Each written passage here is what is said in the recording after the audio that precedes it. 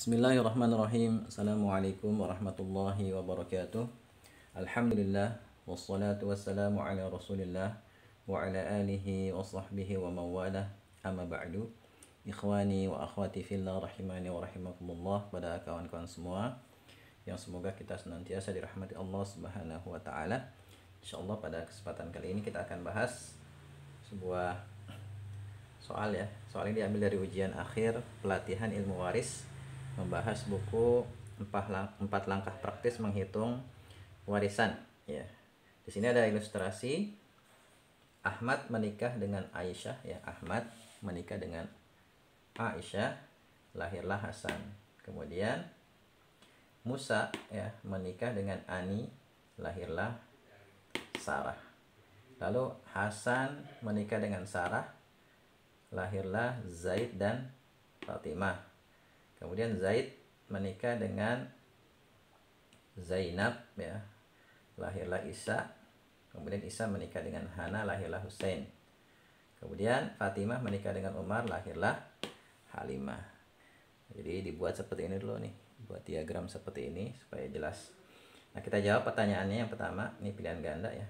Soal 1 sampai 5 pilihan ganda. Zaid adalah siapanya Fatimah. Ini Zaid, ini Fatimah. Saudara kandung ya, saudara kandung, sama-sama anak dari Hasan dan Sarah. Jadi jawabannya A ya, saudara kandung. Kemudian Zaid siapanya Halimah. Zaid kemudian Halimah di sini.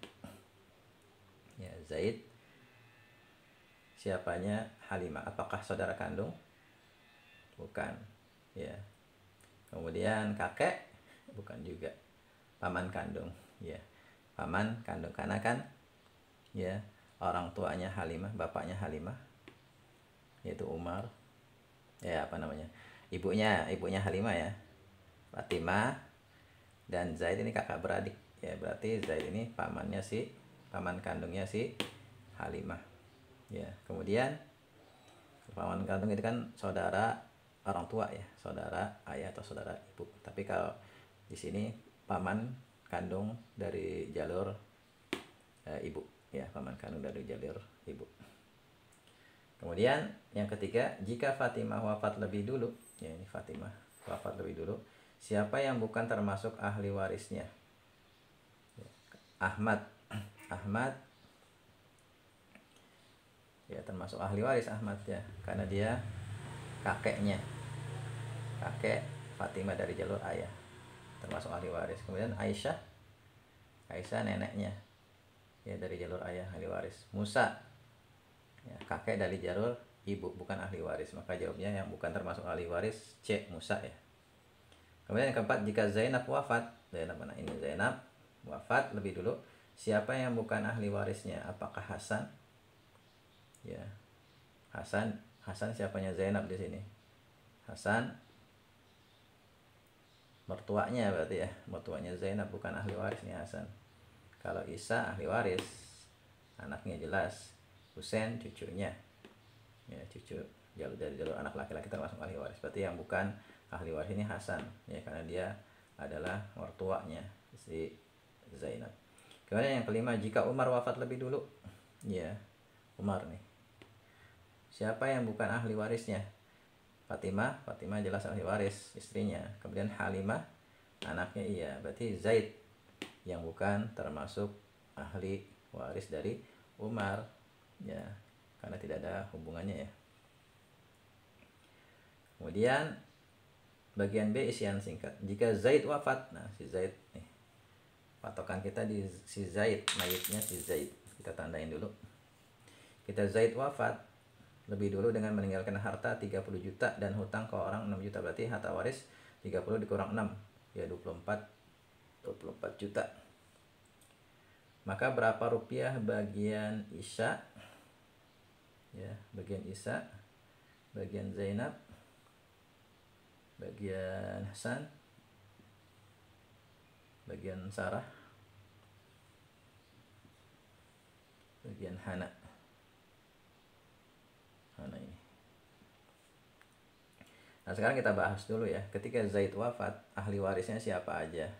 Yang pertama istrinya. Ya, ini termasuk ahli waris. ya. Kemudian anak laki-laki ya termasuk ahli waris Isa. Dan ini kalau ini cucu terhalang ya, cucu terhalang karena ada anak. Kemudian ya di atasnya ayah dan ibu. Kemudian ya ini saudari kandung terhalang oleh Isa, berarti ahli warisnya cuma istri ya, karena ada anak 1/8. Kemudian anak dapat sisa, Isa dapat sisa. Kemudian Hasan ayah ya 1/6, ibu juga 1/6. Berarti ini KPK 8 dan 6 berapa? 24 ya, berarti 1/8 sama dengan 3/24, 1/6 sama dengan 4/24. Ini juga ya sama dengan 4/24 ya, berarti sisa ini sama dengan 3, 7, 11, 13 ya, 13/24 dikalikan 24 juta, berarti Zainab 3 juta, Hasan 4 juta, Sarah 4 juta, Isa 13 juta. Berarti Isa jawabnya 13 juta, Zainab 3 juta, Hasan 4 juta, Sarah 4 juta. Hana bukan ahli waris, karena Hana ini adalah menantunya, bukan termasuk ahli waris ya. Demikian jawaban dari latihan ini ya, semoga bermanfaat. Kalau masih ada yang belum jelas, silakan antum tulis di kolom komentar ya pertanyaannya. Tapi kalau sudah jelas ya silakan tulis saya sudah paham gitu kan, dan tulis juga ya, mungkin kalau antum mau bagi peserta ilmu waris ya silakan tuliskan di kolom komentar tentang kesannya dalam mengikuti pelatihan ini ya, dan apakah pelatihan ini bermanfaat menurut antum, mencerahkan ya, silahkan tulis di kolom komentar ya. Semoga bermanfaat. Assalamualaikum warahmatullahi wabarakatuh.